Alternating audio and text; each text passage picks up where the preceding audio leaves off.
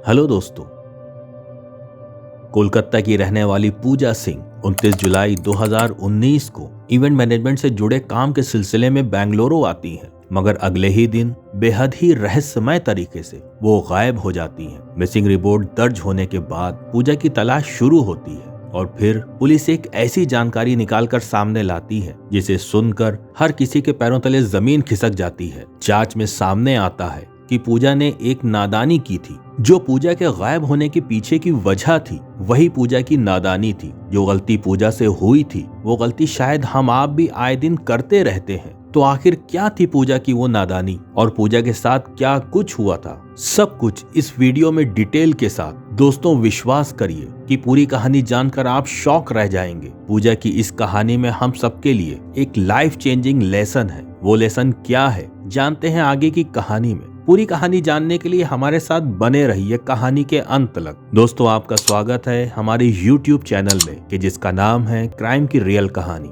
उम्मीद करता हूँ आप सब अच्छे होंगे। कहानी शुरू होती है पूजा सिंह दे नाम की एक महिला से। पूजा कोलकाता की रहने वाली थी और इनकी उम्र लगभग 35 साल की थी। कुछ साल तक पूजा बतौर मॉडल काम किया करती थी। बाद में इन्होंने इवेंट मैनेजर के रूप में काम करना शुरू कर दिया था। पूजा की शादी 7 साल पहले ही हो चुकी थी और पूजा अपने पति के साथ कोलकाता में ही रहा करती थी। 29 जुलाई 2019 को पूजा को काम के सिलसिले में बेंगलुरु जाना पड़ा। वो प्रोग्राम बेंगलुरु के एक होटल में होना था। शेड्यूल के मुताबिक 29 तारीख को पूजा कोलकाता से फ्लाइट लेकर बेंगलुरु के कैंपागौड़ा इंटरनेशनल एयरपोर्ट तक आती हैं और यहाँ से एक ओला कैब बुक करके होटल तक जाती हैं। जब पूजा एयरपोर्ट से होटल जा रही थी तभी ओला ड्राइवर से पूजा की थोड़ी बहुत बातचीत होती है। इस दौरान ड्राइवर का नेचर पूजा को अच्छा लगता है और दोनों बात करते हुए होटल तक पहुंच जाते हैं। पूजा कार से उतरती हैं मगर होटल के अंदर जाने से पहले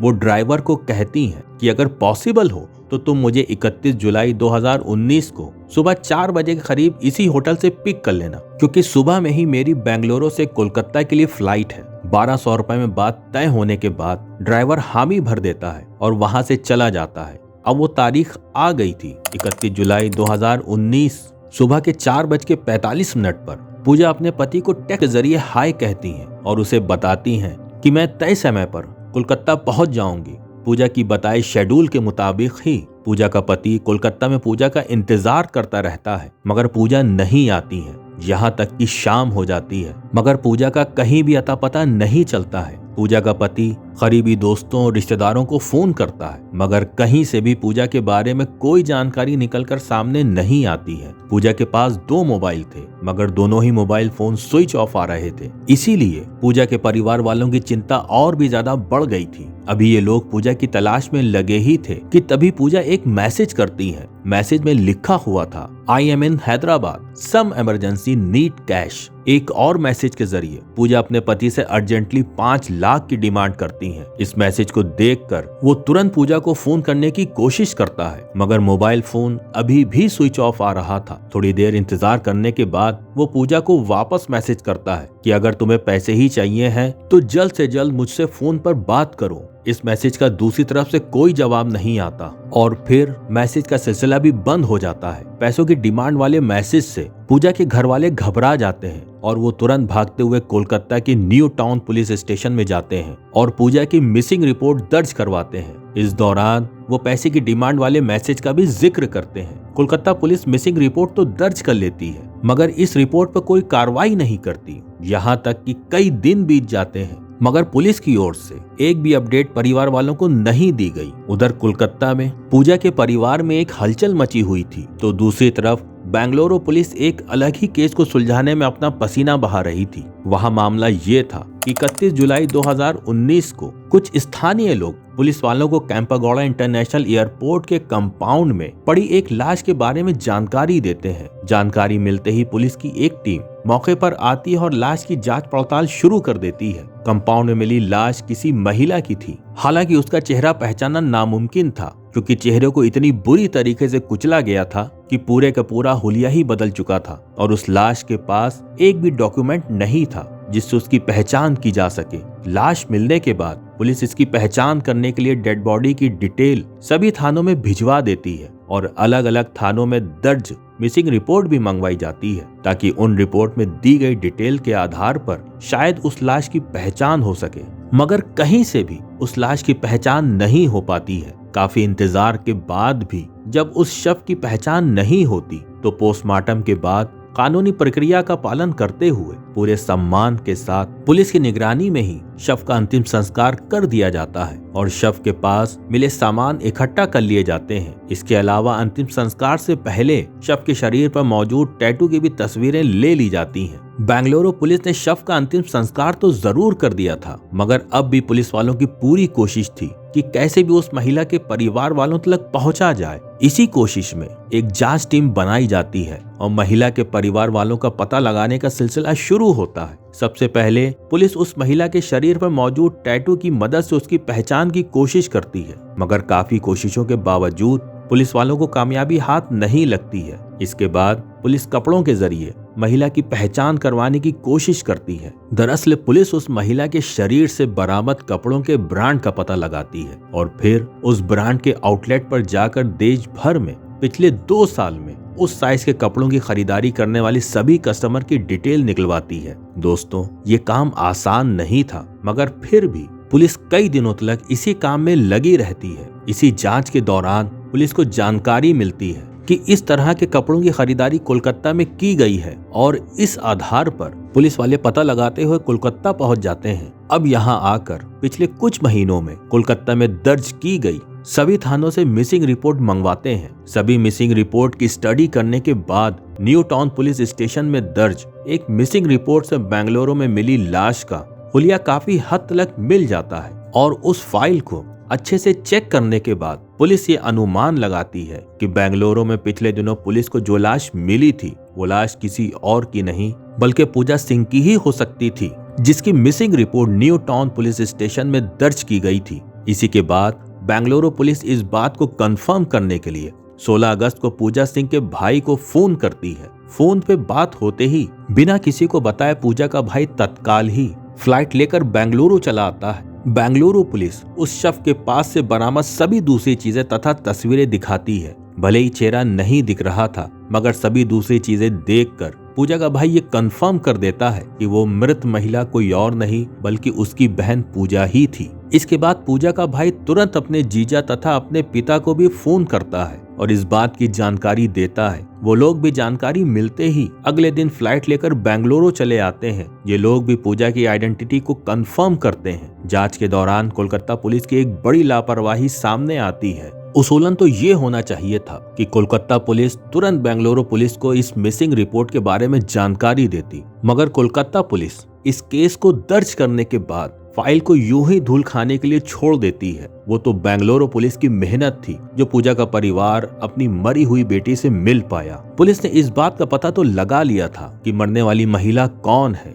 मगर इसके सामने सबसे बड़ी चुनौती तो ये थी कि इस बात का पता लगाना कि आखिर इस महिला की ऐसी हालत किसने की है। पूजा की ईमेल आईडी का एक्सेस पूजा के पति के पास भी था। उन्हें मेल से पता चलता है कि पूजा ने बेंगलुरु में लैंडिंग के बाद होटल तक जाने के लिए ओला कैब बुक की थी। तब पुलिस उस ओला कैब को ट्रेस करने की कोशिश करती है। ट्रेस करने पर पता चलता है कि पूजा द्वारा की गई बुकिंग ही उस ओला कैब की आखिरी बुकिंग थी, यानी पिछले 17-18 दिनों से उस कैब की दोबारा बुकिंग नहीं हुई थी। पुलिस जब डिटेल निकलवाती है तो पता चलता है कि उस कार के ड्राइवर का नाम HM नागेश है, जिसकी उम्र 22 साल की है। पुलिस जब मोबाइल नंबर के जरिए नागेश को ट्रेस करने की कोशिश करती है तो इस ट्रेसिंग के दौरान पुलिस के सामने एक और चौंकाने वाली जानकारी सामने आती है कि जो पूजा के पति के पास पैसों की डिमांड वाला मैसेज आया था, तब पूजा के मोबाइल की लोकेशन और नागेश के मोबाइल की लोकेशन एक ही थी। इस जानकारी के सामने आते ही पुलिस वाले उस ओला ड्राइवर नागेश को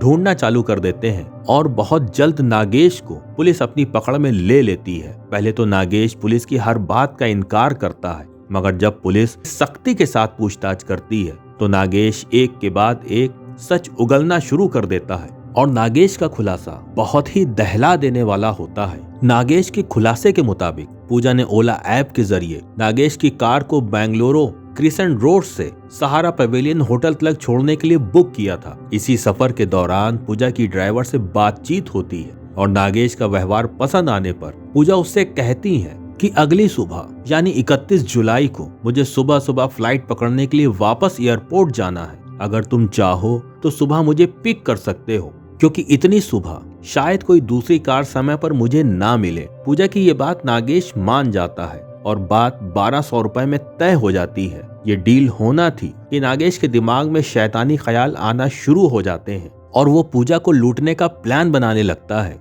दरअसल नागेश को लगता है कि पूजा बहुत अमीर है और उसके पास ढेर सारे पैसे और ज्वेलरी हो सकती है। बस इसी लालच में पहले तो नागेश एक दुकान से चाकू खरीदता है और उस चाकू को अपनी कार की सीट के नीचे छुपा देता है। इसके अलावा कार में एक लोहे का रॉड भी रखता है और फिर डील के मुताबिक नागेश अपनी कार लेकर सुबह के 4 बजे पूजा को लेने के लिए होटल पहुंच जाता है। पूजा भी तैयार ही थी। जल्दी से वो कार में बैठ जाती है और कार एयरपोर्ट की तरफ बढ़ जाती है। क्योंकि पूजा बहुत ज्यादा थकी हुई थी और उसने सही ढंग से नींद भी नहीं ली थी, इसलिए कार के अंदर जाते ही पूजा की आंख लग जाती है। जैसे ही नागेश को लगता है कि पूजा सो गई है, वो एयरपोर्ट का रास्ता छोड़कर एक दूसरे सुनसान रास्ते की तरफ अपनी कार को मोड़ देता है। क्योंकि पूजा नींद में थी, इसलिए उसे इस बात का पता नहीं चलता। इसके बाद बड़े आराम से नागेश कार को चलाते हुए एक बहुत ही सुनसान इलाके में ले जाता है। उस इलाके में पहुंचने के बाद नागेश पूजा के साथ दुष्कर्म करने की कोशिश करता है।